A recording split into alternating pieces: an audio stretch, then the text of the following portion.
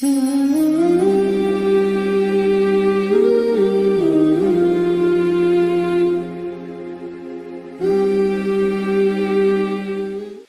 اللہ الرحمن الرحیم الحمد للہ رب العالمین والصلاة والسلام علی سید المرسلین وخاتم النبیین سیدنا مولانا محمد وعلی آلہ واصحابہ اجمعین وعلی کل من تبعہم بإحسان الی یوم الدین. اما بعد، میرے محترم بزرگوں، دوستوں، بھائیوں، السلام علیکم ورحمۃ اللہ تعالی وبرکاتہ. آواز ٹھیک آ رہی ہے؟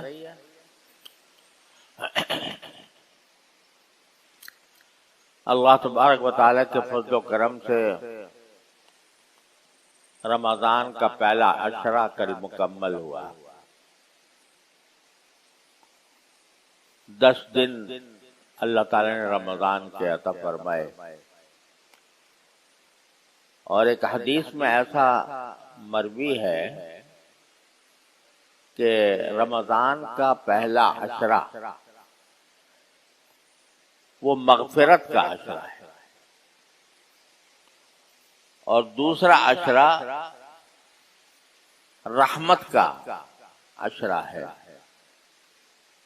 اور تیسرا عشرہ جہنم سے آزادی ملنے کا عشرہ ہے.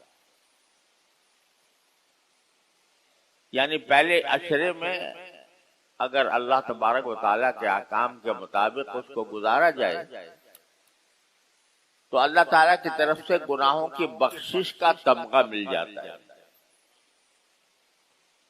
گناہ بخش دیے جاتے ہیں. اگر انسان نے وہ رمضان صحیح طریقے سے گزارا ہو. دوسرے عشرے میں مغفرت کے زمانہ یہ ہے کہ کوئی معاف کر دیا تمہیں، تم کو کوئی عذاب نہیں ہوگا، تم سے کوئی انتقام نہیں لیا جائے گا. لیکن دوسرا عشرہ رحمت کا عشرہ کہ معاف تو کر ہی دیا تھا، گناہ بخش دیے تھے، اب ہم اپنی طرف سے تمہارے ساتھ رحمت کا معاملہ کریں گے، تمہیں وہ جنت کی نعمتیں عطا فرمائیں گے جو تمہارے وہم و خیال میں بھی نہیں گزری. اور اس کسی کو خطرہ ہو سکتا تھا کہ یہ بات رمضان ہی کے ساتھ مخصوص ہو، کہ رمضان ہی میں مغفرت ہو رہی ہے، رمضان ہی میں رحمت ہو رہی ہے، جب رمضان گزرے گا تو پھر ہم اسی طرح چلے جائیں گے واپس. تو تیسرے عشرے میں فرمایا کہ جہنم سے آزادی کا عشرہ ہے. یعنی اس میں جب روزے دار روزوں کا حق ادا کرتے ہوئے روزے پورے کر لیتے ہیں تو ان کو جہنم سے آزادی کا مستقل پروانہ مل جاتا ہے. اتقم من النیران اس کو فرمایا. تو جب ایک عشرہ گزر چکا مغفرت کا، یعنی یہ ایسا عشرہ تھا کہ اس میں اللہ تعالیٰ نے مغفرت کے دروازے چوپٹ کھولے ہوئے تھے. چھوٹے چھوٹے عمل پر مغفرت ہو رہی تھی. یہ مغفرت ہو رہی تھی کہ روزہ رکھا، من صام رمضان ایمانا واحتسابا غفر له ما تقدم من ذنبه، تراویح پڑھی مغفرت ہوئی. کسی روزہ دار کو افطار کرا دیا مغفرت ہو گئی. غرض مغفرت کے دروازے باری تعالیٰ نے چوپٹ کھولے ہوئے تھے اس عشرے میں. تو اب یہ عشرہ گزر گیا تو ذرا جائزہ لینا چاہیے ہمیں خود اپنے آپ کا کہ آیا ہم نے اس عشرے میں اللہ تبارک و تعالی سے مغفرت مانگنے کا جو عشرہ تھا اس کو صحیح استعمال کیا یا نہیں. اگر کیا تو خوشخبری ہے کہ یہ نیا عشرہ جو آنے والا ہے یہ انشاءاللہ رحمت کا عشرہ ہوگا. اگر نہیں کیا یعنی حق ادا نہیں ہوا، مغفرت مکمل مغفرت کی امید نہیں بنی اپنے اعمال کی وجہ سے، تو اب بھی وقت ہے. اللہ تعالیٰ کیا مغفرت کے لیے دروازہ کبھی بند نہیں ہوتا، لہذا کھلا ہے. اب کر لو، اب اپنے آپ کو بخشوا لو، اب استغفار کرو. ایک بات تو یہ عرض کرنی تھی کہ رمضان کا ہر لمحہ قیمتی ہے، غنیمت ہے. یہ بعض روایتوں میں اس طرح ہے اور بعض میں اس طرح ہے، اور بعض میں ابھی انہوں نے دکھایا ہے. ایک روایت میں شہر اولہ رحمہ واوسطہ مغفرہ وآخرہ عتق من النیران. تو یوں کہہ لو کہ رحمت تو اللہ تبارک و تعالیٰ کی وسیع ہے ہی، اور دوسرا عشرہ جو ہے وہ اللہ تعالیٰ اس میں رحمت کے ذریعے مغفرت فرماتے ہیں، تو مغفرت والا عشرہ اب بھی موجود ہے. دونوں باتوں میں کوئی گھاٹا نہیں، اس کو غنیمت سمجھ کر کام کرنا چاہیے. اللہ تبارک و تعالیٰ نے اس رمضان کے مہینے کو ایسا مقدس بنایا ہے کہ یہ فرمایا کہ اگر رمضان میں تم ایک فرض ادا کرو گے تو وہ عام دنوں میں 70 فریضے ادا کرنے کے برابر ثواب رکھے گا. نماز جو فرض ہے، اگر تم نے ایک نماز رمضان میں ادا کی تو عام دنوں کی 70 نمازوں کے برابر اجر ملے گا رمضان کے. صدقہ 1 روپے کا کیا، زکوٰۃ 1 روپے کی زکوٰۃ دی تو وہ 70 روپے کی زکوٰۃ کے برابر ہوگا. اور اگر تم نے کوئی قرآن کریم کی تلاوت کی، ذکر کیا، جو قرآن کریم کی تلاوت فرض ہے وہ 70 گنا، اور جو نفلی عبادت ہے وہ فرض عبادت کے برابر سمجھی جائے گی اجر کے اندر. اور جتنے نیکی کے شعبے ہیں وہ رمضان کے اندر ان کا اجر و ثواب دگنا تگنا 10 گنا تک 70 گنا تک چلا جاتا ہے. لہذا یہ نیکیوں کا موسم بہار ہے جس میں اللہ تبارک و تعالی بندوں کو نوازتے ہیں. اس مہینے کی ایک اہم خصوصیت جو رسول کریم صلی اللہ علیہ وسلم نے ارشاد فرمائی وہ یہ کہ یہ شہر المواسات ہے، ہمدردی اور غمخواری کا مہینہ. یعنی اس میں جن اعلی اخلاق کی تربیت کی جاتی ہے اس میں ایک اعلی اخلاق کا ایک بہت بڑا رکن ہے ہمدردی، غمخواری. یعنی آدمی صرف اپنی ذات ہی کو لے کر نہ بیٹھے بلکہ دوسروں کی بھی ہمدردی اس کے دل میں ہو، دوسروں کی کوئی تکلیف ہو تو اس تکلیف کا ازالہ کرنے کا جذبہ اس کے دل میں ہو، دوسروں کو کوئی پریشانی لاحق ہے تو اس پریشانی کو دور کرنے کا جذبہ اس کے اندر موجود ہو. اور اسی میں یہ بھی فرمایا کہ اگر کوئی شخص کسی روزے دار کو افطار کرا دے، کسی روزے دار کو افطار کرا دے تو جتنا ثواب اس روزے دار کو ملا تھا روزہ رکھنے کا اتنا ہی ثواب افطار کرنے والے کو ملے گا. اصل روزے دار کے ثواب میں کوئی کمی نہیں ہوگی، اور جس نے افطار کرایا ہے اس کو اس کے پورے روزے کا ثواب مل جائے گا۔ صحابہ کرام نے پوچھا کہ یا رسول اللہ، ہم میں سے بہت سے لوگ ایسے ہوتے ہیں کہ وہ پورا روزہ افطار تو نہیں کرا سکتے کسی کو۔ آپ نے فرمایا کہ یہ ثواب اس کو بھی ملے گا جو کسی روزے دار کو دودھ کا ایک گھونٹ پلا دے، کوئی ایک کھجور کھلا دے، اس پر بھی اس کو اجر و ثواب ملے گا۔ تو الحمدللہ اس پر ہمارے مسلمانوں میں کافی رواج ہے کہ افطار کرانے کا، مگر وہ افطار کرانا میں عام طور سے ذرا کچھ جذباتیت شامل ہو جاتی ہے اور کچھ نادانی شامل ہو جاتی ہے۔ وہ یہ کہ جو اصل فضیلت اس بات کی ہے کہ بھائی آپ کسی روزہ دار کو افطار کرا دیں، اور اصل یہ ہے کہ اس کسی ایسے بندے کو افطار کرا دے کہ جو بیچارہ محتاج ہے، تو سب سے زیادہ افطار کرانے کا مستحق وہ ہے۔ اپنے کسی اور دوست عزیز کو بھی کرا دے تو بھی انشاءاللہ ثواب کی امید ہے، لیکن اصل جو ہے وہ یہ کہ ایسے لوگوں تک پہنچائیں جن کے پاس افطار کرنے کا مناسب ذریعہ موجود نہیں۔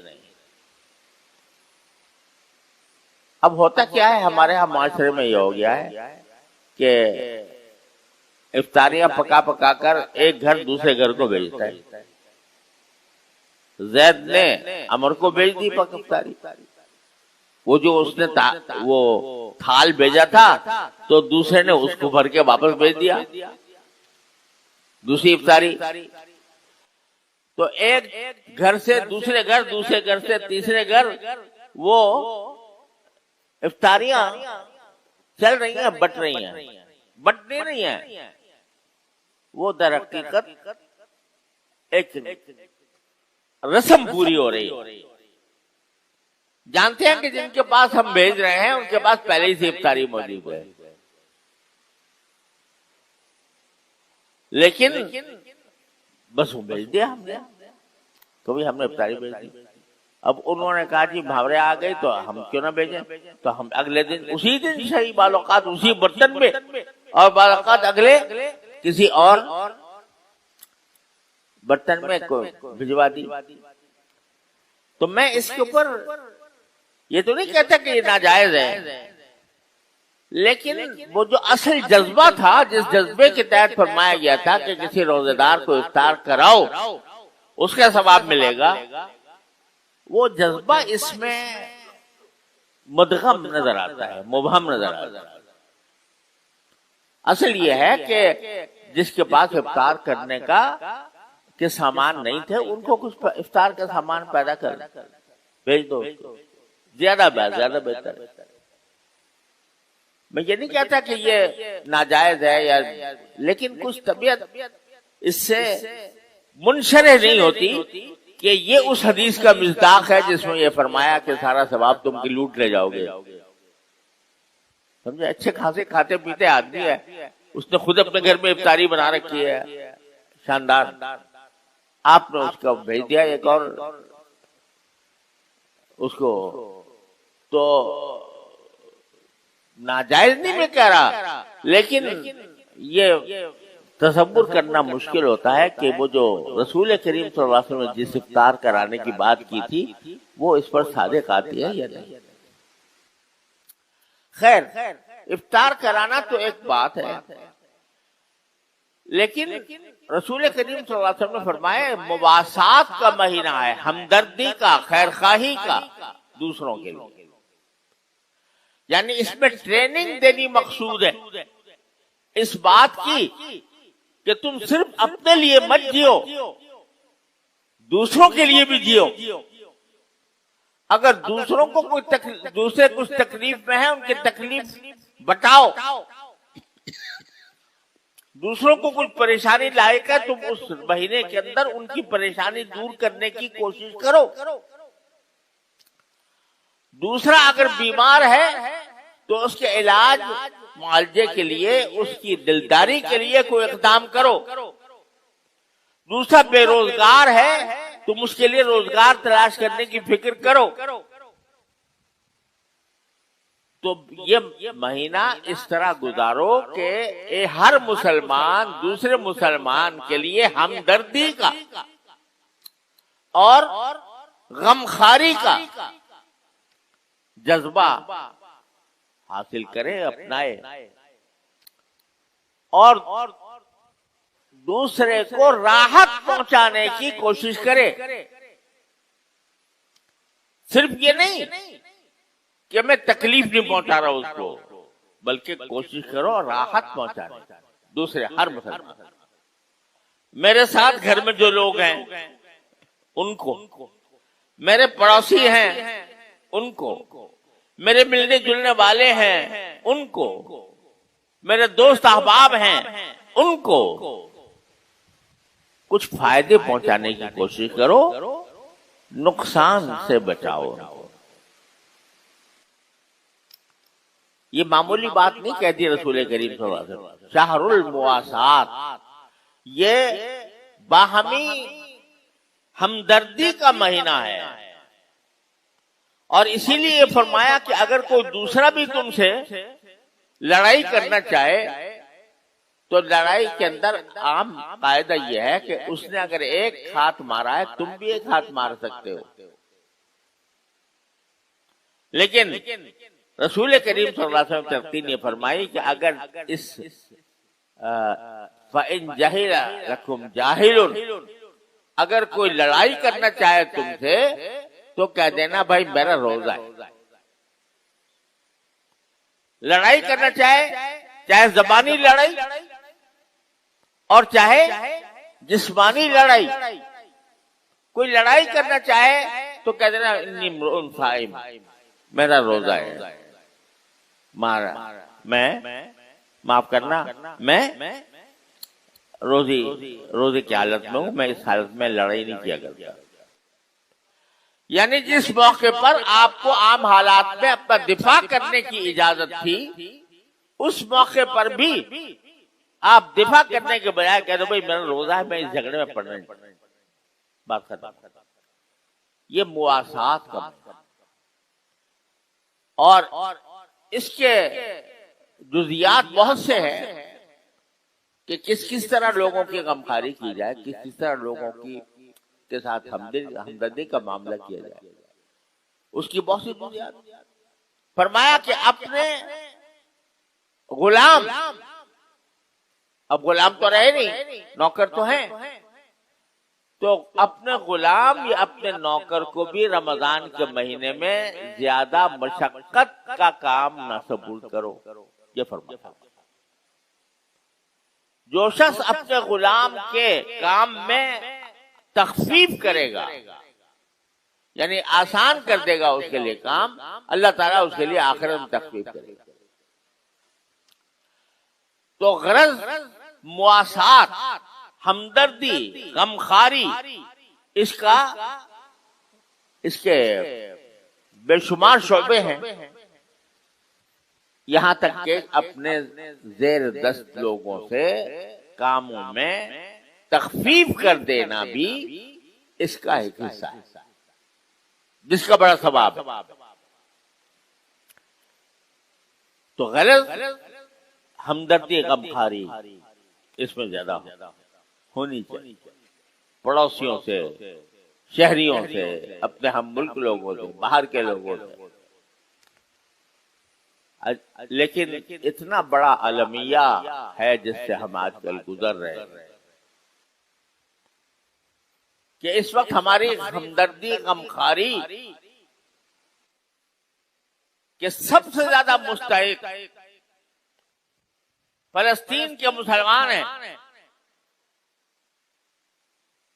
جس کے جو اللہ کی خاطر، اللہ کے راستے میں رمضان کے اندر جہاد کا فریضہ ادا کر رہے ہیں. رمضان میں جہاد غزوہ بدر میں ہوا تھا، اور فتح مکہ میں ہوا تھا. اللہ تعالیٰ نے دونوں میں مسلمانوں کو فتح مبین عطا فرمائی. یہ اللہ کے بندے اس رمضان کے اندر فتح غزوہ بدر اور فتح مکہ کی یادیں تازہ کر رہے ہیں. انہوں نے اپنی جانیں لڑائی اور ان کے جہاد اور ان کی دی ہوئی مار جو اسرائیل پر پڑی ہے اس کا بدلہ وہ کمبخت شہریوں سے، بچوں سے، عورتوں سے، بوڑھوں سے لے رہا ہے. ہسپتالوں پر بمباری کی جا رہی ہے. آئی سی یو کے اندر جو بچے زیر علاج ہیں ان کو مارا جا رہا ہے. ابھی کل جو حملہ کیا ہے دوبارہ اشفا اسپتال کے اوپر، اس کے اندر جو لوگ آئی سی یو میں زیر علاج تھے ان کو نشانہ بنایا. ان کو نشانہ بنا کر جس درندگی کا مظاہرہ اسرائیل کر رہا ہے تاریخ میں اس کی مثال ملنی مشکل ہے. اس دور میں تاریخ کے اندر بڑے بڑے جابر قاہر حکمران بھی آئے، فرعون بھی آیا، نمرود بھی آیا، نہ جانے کتنے کتنے بڑے جبار آئے. لیکن یہ قتل عام جو آج فلسطین کی سرزمین پر ہو رہا ہے، یہ قتل عام جو ابھی نوزائیدہ بچوں پر ہو رہا ہے، ان کی صورتیں بگاڑ دی گئی ہیں، ان کے اعضاء کاٹ دیے گئے ہیں، ان کو معذور کر دیا گیا ہے، ان کو عمارتوں کے ملبے کے نیچے دفن ہے اور ان کا پتہ نہیں چل رہا. ان کو دفن کرنے کی سہولت میسر نہیں ہے، ان کو تجہیز و تکفین کا موقع نہیں ہے. اور اس رمضان کے مہینے میں ان کو بھوک اور پیاس کا نشانہ بنایا ہوا ہے کہ رمضان کے مہینے میں کسی بچے کو بھی روٹی کا ٹکڑا میسر نہیں آ رہا، پانی پینے کو نہیں مل رہا، چولہا جلانے کے لیے کوئی راستہ نہیں ہے. اپنے اپنے گھروں سے ان کو نکال کر رفح کے اندر جمع کر دیا ہے اور رفح کے اوپر بھی بمباری کر رہا ہے اور اس رفح کے اوپر بھی زمینی حملہ کرنے کے لیے تیار بیٹھا ہے، پر توڑ رہا ہے. یہ سب مناظر پوری دنیا کے سامنے آ رہے ہیں. اور امریکہ جو اپنے آپ کو انسانی حقوق کا علمبردار کہتا ہے، جو عورتوں کے حقوق کا علمبردار اپنے آپ کو کہتا ہے، افغانستان میں اگر لوگوں نے اپنی لڑکیوں کو تعلیم کے لیے نہیں بھیجا، قیامت بنائی ہوئی ہے اس نے کہ شور مچایا ہوا ہے کہ ان عورتوں کو کیوں تعلیم نہیں دی جاتی. لیکن انہی عورتوں کو جس طرح ذبح کیا جا رہا ہے، جس طرح ان کی عزتیں لوٹی جا رہی ہے، جس طرح ان کے اوپر بمباریاں کی جا رہی ہیں، ان بچوں پر، عورتوں پر آنکھوں سے دیکھ کر کہتے ہیں وہ تو اپنے دفاع میں ہو رہا ہے. ساری دنیا کو دھوکہ دو گے، خود تمہاری سرزمین سے تمہارے خلاف آوازیں اللہ تعالیٰ اٹھا رہا ہے. کافر بول رہے ہیں، غیر مسلم بول رہے ہیں کہ اس قتل عام کو بند کرو. لیکن جو ہمارے لیے شرمندگی کا، ندامت کا اور ڈوب مرنے کا مقام ہے کہ 2.5 ارب کے قریب مسلمان، مراکش سے لے کے انڈونیشیا تک پھیلے ہوئے مسلمان، جن کے پاس تیل ہے، جن کے پاس ذخائر ہیں، جن کے پاس معادن ہیں، جن کے پاس چارے ہیں، وہ یہ سب منظر اپنے بہن بھائیوں کے ساتھ ہوتے ہوئے دیکھ رہے ہیں اور دم بخود ہیں. کوئی نہیں بول رہا، مراکش سے لے کر انڈونیشیا تک کوئی ایسا نہیں ہے جو یہ سوچے کہ رمضان کا مہینہ ہے، یہ رمضان کا مہینہ غمخواری کا مہینہ ہے، ہمدردی کا مہینہ ہے. لیکن فلسطین کے مظلوموں کے ساتھ، فلسطین کے مجاہدوں کے ساتھ جو کچھ ہو رہا ہے اس کے ساتھ ہمدردی اور اس کے ساتھ غمخواری کرنے کے لیے تیار نہیں. کوئی ایک کلمہ ان کے حق میں ہے اور اسرائیل کی اس بربریت اور ظلم اور جبر کے خلاف کسی مسلمان حکمران کی طرف سے نہیں نکلا. یہاں تک کہ غیر مسلم احتجاج کر رہے ہیں، غیر مسلم آوازیں اٹھا رہے ہیں کہ سب باقی بند کرو. جنوبی افریقہ والے عالمی عدالت انصاف میں مقدمہ دائر کر رہے ہیں، بیلجیم والے اعلان کر رہے ہیں، جرمنی والے اعلان کر رہے ہیں، یورپی یونین کی طرف سے بھی کچھ پیغامات آ رہے ہیں. لیکن یہ پورا عالم اسلام جو دنیا کے بیچوں بیچ واقع ہے، جس کو اللہ تعالی نے مسائل سے مالا مال کیا ہے، اس کا حکمران چپ سادے بیٹھے ہیں. اور بعض کے بارے میں تو سننے میں آتا ہے کہ وہ اسرائیل کی درپردہ مدد کرے.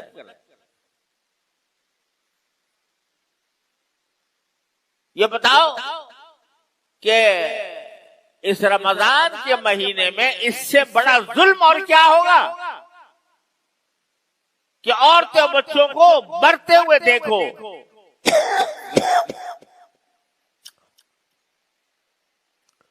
بچوں میں رونے کی سکت نہیں، بھوکا ہونے کی وجہ سے ان کے ماں باپ شہید ہوئے ہیں، ان کے بھائی شہید ہوئے ہیں، وہ اکیلے رہ گئے ہیں، زخمی ہے، کوئی علاج کرنے والا نہیں ہے. یہ منظر کیا عالم اسلام نہیں دیکھ رہا؟ عالم اسلام کا حکمران نہیں دیکھ رہے؟ کیا آنکھوں پر پٹی بن گئی ہے کہ کوئی مسلمان حکمران وہ اس صورتحال کا نوٹس لے کر کوئی جملہ ان کے ساتھ ہمدردی کا جملہ بولنے کو میرا وادار نہیں؟ کیا ہو گیا تمہیں؟ تم وہ تھے کہ ایک عورت کی پکار پر حجاج بن یوسف جیسا ظالم انسان، اس نے محمد بن قاسم کو لشکر دے کر بھیج دیا تھا کہ سندھ کے اندر ایک عورت کو ظلم ہوا ہے، تم اس کے جا کر بدلہ لو رجا داہر سے. اور آج ہم لوگ انہی کے حملے کی وجہ سے ہم مسلمان بیٹھے ہوئے یہاں پہ. مسلمان ایسی غیرت مند قوم، کہاں چلی گئی وہ غیرت؟ کہاں چلی گئی وہ انسان دوستی جس کا سبق میرے پیغمبر نے دیا تھا صلی اللہ علیہ وسلم؟ وہ سب مر مٹ گئی. کہاں مر مٹ گئی؟ مغرب کی غلامی میں، امریکہ برطانیہ کی غلامی میں وہ غیرت مٹ گئی، وہ حمیت مٹ گئی، کیونکہ ان کو اپنا سب کچھ سمجھ لیا. ہمارے استاد بھی وہی ہیں، ہمارے مقتدی بھی وہی ہیں، ہم بھی ویسے ہی بننے کی کوشش کریں گے، اپنے سر سے لے کر پاؤں تک ویسے ہی بنائیں گے. وہ ہمارے آقا ہیں، ہم ان کے غلام ہیں، وہ جس طرح حکم دیں گے اسی طرح ہم کریں گے. جس کو وہ اچھا کہیں گے ہم بھی اچھا کہیں گے، جن کو وہ برا کہیں گے ہم بھی برا کہیں گے. جب یہ ذہنیت پیدا ہو گئی تو کہاں کی غیرت، کہاں کی حمیت، کہاں کی شجاعت؟ جو قوم دوسروں کی غلامی قبول کر لیتی ہے وہ کبھی بہادر نہیں ہو سکتی، وہ قار مذلت پہ گل کر رہتی ہے۔ مجھے ڈر لگتا ہے اللہ تبارک و تعالیٰ کے عذاب سے کہ یہ پوری عالم اسلام اس وقت جس بے غیرتی میں، بے حسی میں، بے حمیتی میں گرفتار پھنسا ہوا ہے،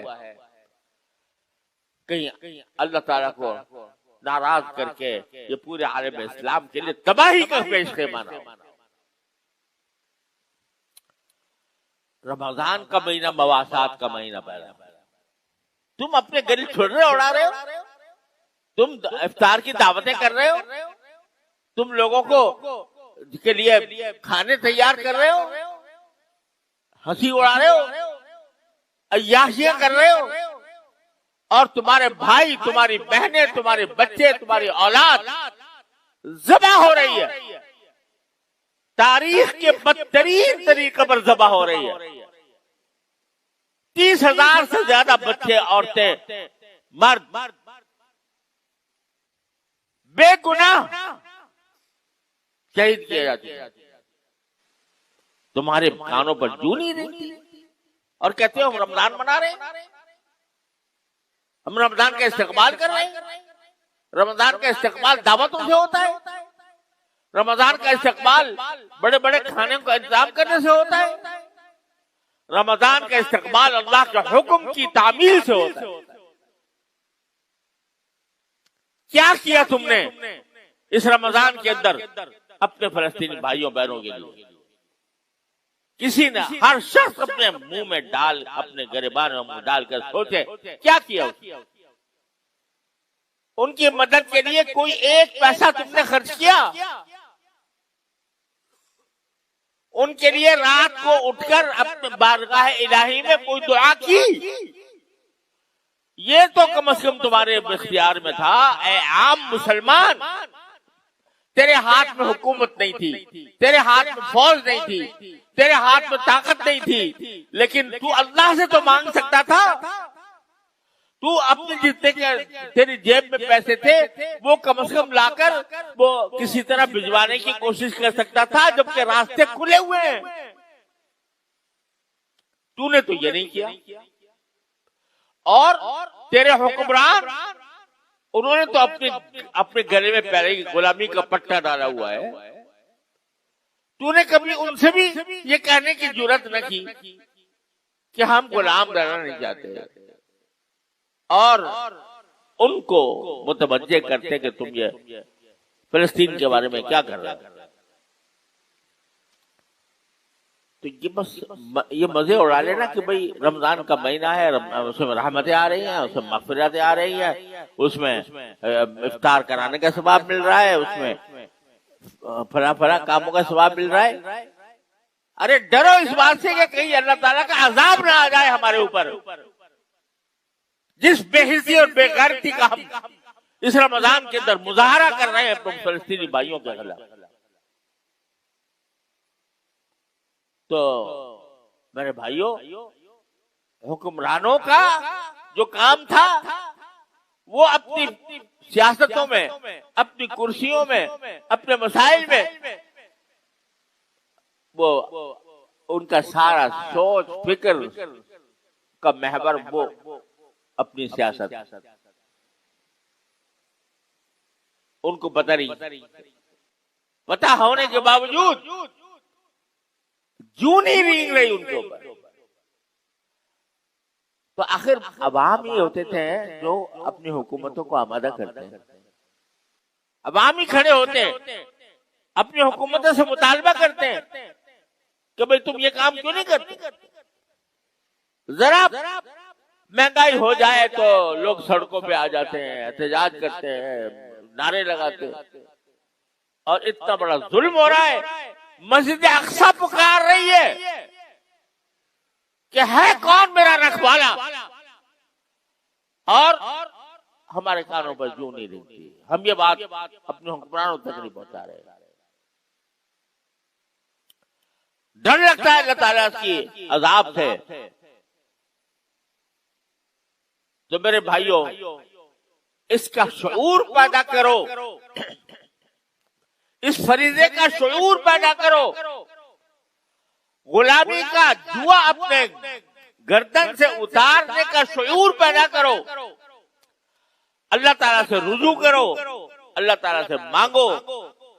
جو شخص جتنی طاقت رکھتا ہے ان کو مدد پہنچانے کی وہ مدد پہنچائے، جو شخص جتنی طاقت رکھتا ہے حکمرانوں کو متوجہ کرنے کی وہ اپنی طاقت کو استعمال کرے، ورنہ آخرت کے اندر یاد رکھو جب یہ 30,000 شہیدوں کا خون کا حساب لیا جائے گا تو حساب دینے والوں میں ہم بھی شامل ہوں گے۔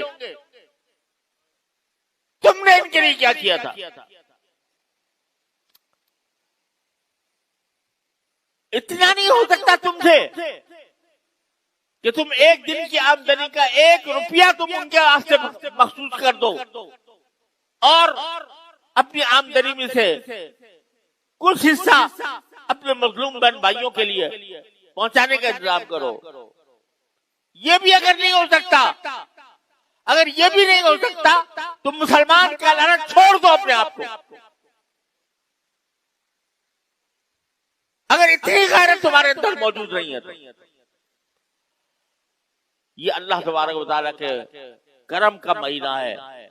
اگر اب تک غلطی کوتاہی ہوئی ہے معافی مانگے، توبہ کرے اللہ تبارک و تعالیٰ کی بارگاہ میں، اور آئندہ کے لیے عزم کرے ان باتوں کا جو میں کہہ رہا ہوں۔